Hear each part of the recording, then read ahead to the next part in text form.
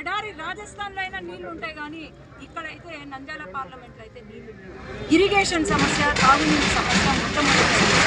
ఆ తర్వాత ఇక్కడ హెల్త్ ఇష్యూ ఏదైతే ఉందో, నందికొట్కూరు నియోజకవర్గం మళ్ళీ నందనవనంగా మారాలి అంటే ఆనాడు తెలుగుదేశం పార్టీ హయాంలో బైరెడ్డి రాజశేఖర్ రెడ్డి గారు చేసిన అభివృద్ధి మళ్ళీ చూడాలి అంటే ఖచ్చితంగా ఈసారి దొంగ రాజకీయ నాయకులకు దొంగ పేర్లు పెట్టుకొని రాజకీయ నాయకులమని చెప్తున్న వాళ్ళ మాటలు వినద్దండి. అసలు సిసలైన రాజకీయ నాయకులు, అసలు సిసలైన రాజకీయ ప్రజల సమస్యలు తెలిసిన వాళ్ళకు ఈరోజు నందికొట్కూరు ప్రజలందరూ ఓటు వేయండి అని నేను చెప్తున్నాను.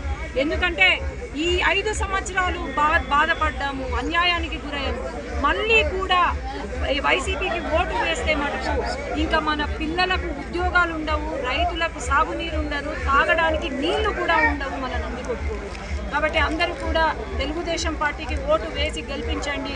ఎమ్మెల్యే, ఎంపీ రెండు సైకిల్కే వేసి గెలిపించండి. ఖచ్చితంగా ఇక్కడ అభివృద్ధి ఏంటో మేము చూపిస్తాము. అట్లాగే ఎంపీగా నేను పార్లమెంట్లో మాట్లాడి ఇక్కడ నందికొట్కూరు ఆడబిడ్డగా నేను ఎంపీగా గెలిచి ఆడ పార్లమెంట్లో మాట్లాడాలని నా కోరిక. కాబట్టి మీరందరూ కూడా మీ ఇంటి ఆడబిడ్డగా నన్ను ఆశీర్వదించి గెలిపించవలసిందిగా కోరుతున్నాను.